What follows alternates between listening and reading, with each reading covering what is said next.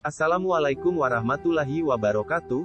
Kali ini kita santri Pondok Pesantren Anuriah Wendit, Kecamatan Pakis, Kabupaten Malang akan berziarah ke Pondok Pesantren Tebu Ireng di Jombang, Jawa Timur.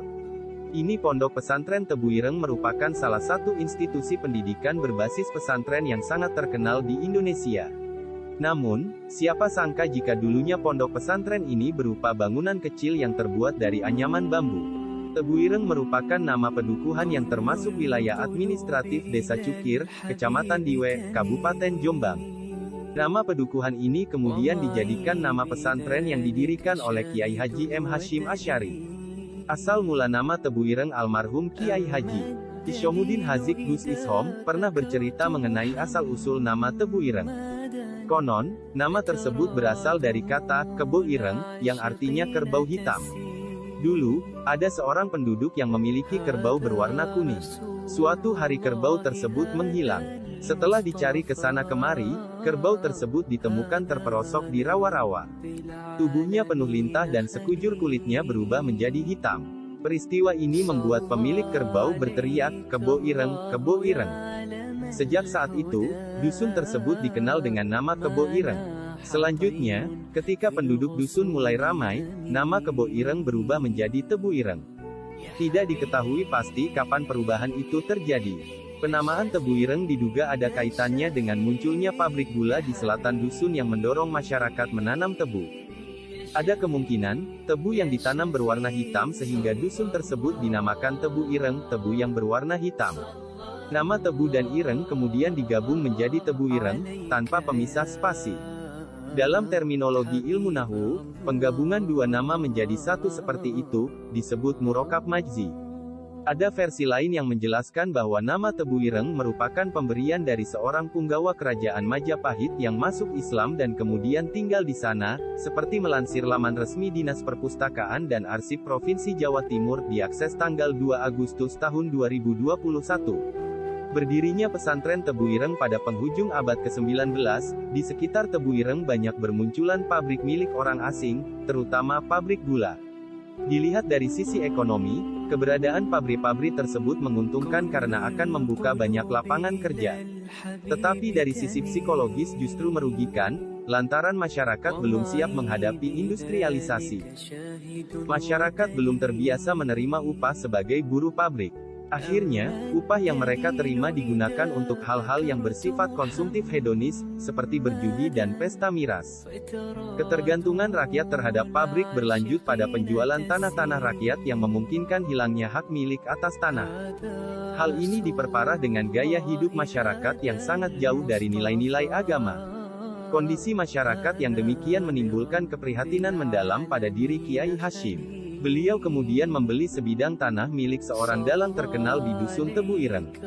Pada 26 Rabiul Awal 1317 atau tanggal 3 Agustus tahun 1899, Kiai Hashim mendirikan sebuah bangunan kecil yang terbuat dari anyaman bambu berukuran 6 x 8 meter. Bangunan sederhana itu disekat menjadi dua bagian. Bagian belakang dijadikan tempat tinggal Kiai Hashim bersama istrinya, Nyai Khadijah. Sementara bagian depan dijadikan musala. Saat itu santrinya berjumlah 8 orang. 3 bulan kemudian jumlahnya meningkat menjadi 28 orang. Intimidasi dan fitnah. Kehadiran Kiai Hashim dan Pondok Pesantren Tebu Ireng tidak langsung mendapat sambutan baik oleh masyarakat setempat. Intimidasi dan fitnah datang silih berganti.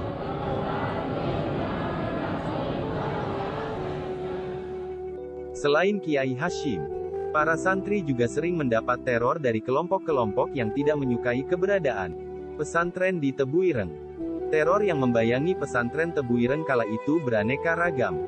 Mulai pelemparan batu, kayu, atau penusukan senjata tajam ke bilik bambu yang menjadi bangunan pondok. Para santri seringkali tidur bergerombol di tengah-tengah ruangan lantaran takut tertusuk benda tajam. Di luar pondok, para santri juga mengalami gangguan. Mereka diancam untuk meninggalkan pengaruh Kiai Hashim. Gangguan-gangguan tersebut berlangsung selama 2,5 tahun.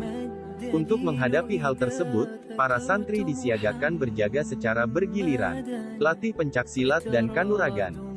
Saat gangguan semakin membahayakan dan menghalangi sejumlah aktivitas santri, Kiai Hashim mengutus seorang santri pergi ke Cirebon, Jawa Barat guna menemui Kiai Saleh Benda, Kiai Abdullah Panguragan, Kiai Sansuri Wanantara, dan Kiai Abdul Jamil Buntet.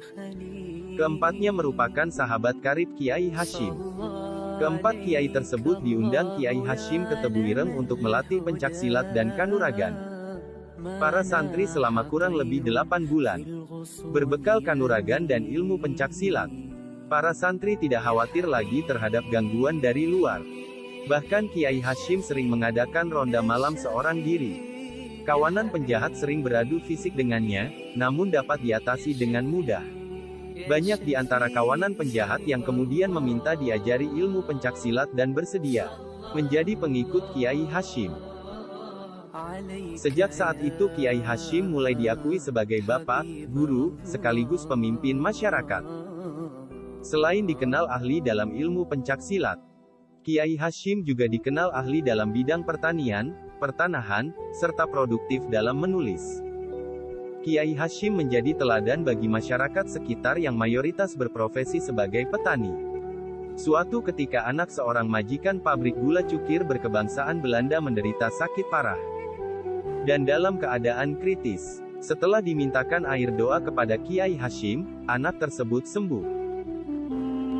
Luasnya pengaruh Kiai Hashim. Dengan tumbuhnya pengakuan masyarakat, para santri yang datang berguru kepada Kiai Hashim bertambah banyak dan datang dari berbagai daerah, baik di Jawa maupun Madura.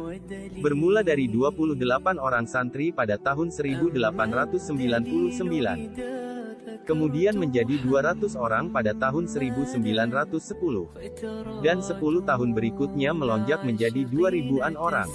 Sebagian di antaranya berasal dari Malaysia dan Singapura. Pembangunan dan perluasan pondok pun ditingkatkan, termasuk peningkatan kegiatan pendidikan untuk menguasai kitab kuning. Kiai Hashim mendidik santri dengan sabar dan telaten. Beliau memusatkan perhatiannya pada usaha mendidik santri sampai sempurna menyelesaikan pelajarannya, untuk kemudian mendirikan pesantren di daerahnya masing-masing. Beliau juga ikut aktif membantu pendirian pesantren-pesantren yang didirikan oleh murid-muridnya, seperti Pesantren Lasem, Rembang, Jawa Tengah, Darul Ulum, Peterongan, Jombang, Mambaul Ma'arif, Denanyar, Jombang Lirboyo Kediri, Salafiyah Syafi'iyah, Asem Bagus, Situbondo, Turul Jadid, Paiton Probolinggo, dan lain sebagainya. Pada masa pemerintahan Jepang, tepatnya tahun 1942, Sambu Bepang, Gestapo Jepang, berhasil menyusun data jumlah kiai dan ulama di Pulau Jawa. Ketika itu jumlahnya mencapai 25 ribuan orang. Dan mereka rata-rata pernah menjadi santri di Tebuireng. Hal ini menunjukkan betapa besar pengaruh pesantren Tebuireng dalam pengembangan dan penyebaran Islam di Jawa pada awal abad ke-20. Karena kemasyurannya, para kiai di tanah Jawa mempersembahkan gelar Hadratus Syekh, yang artinya Tuan Guru Besar, kepada Kiai Hashim. Beliau semakin dianggap keramat.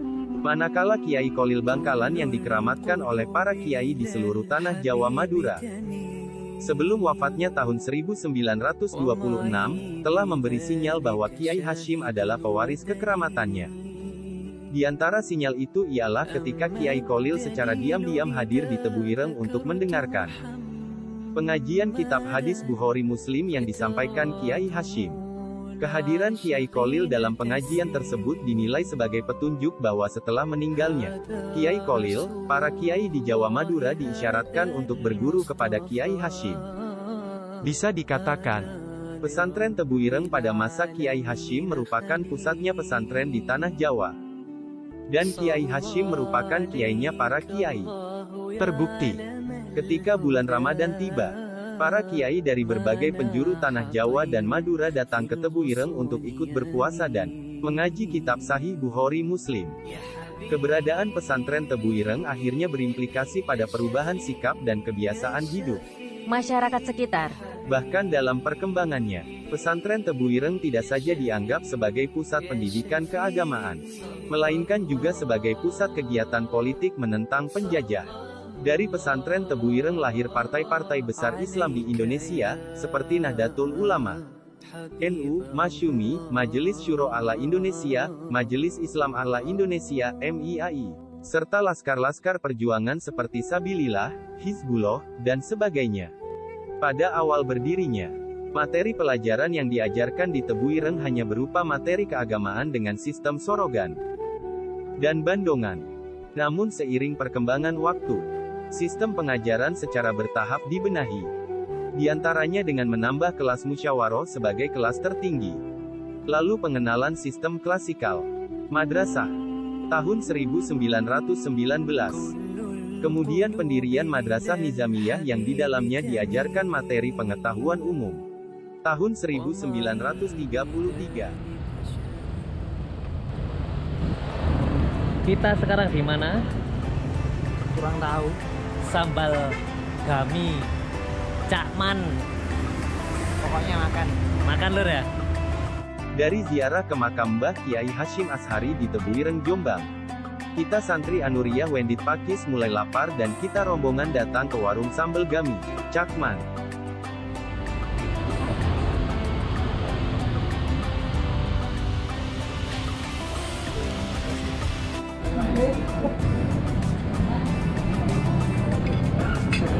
Monggo sekecaken. Mantap. Monggo sekecaken, Pak. Sambal Gami Cakmen Cabang 2 ini berlokasi di Jalan Kiai Haji Wahab Hasbullah nomor 104, Tambak Rejo, Kecamatan Jombang, Kabupaten Jombang, Jawa Timur. Pertama kali nyobain, menu cumi sambal Gami, sedep banget aromanya. Semi outdoor yang recommended buat dikunjungi bagi pecinta kuliner.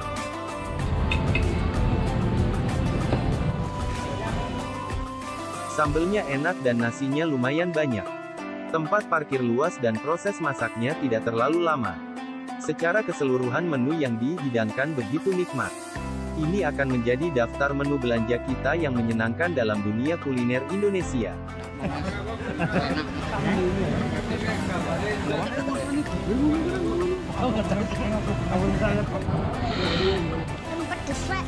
Waduh gaya saking nggak sendok garpu. Biasa ini ngerawuk pite diwatemi di sini. Iki gaya kan nggak garpu barang. Iya. Oh waduh.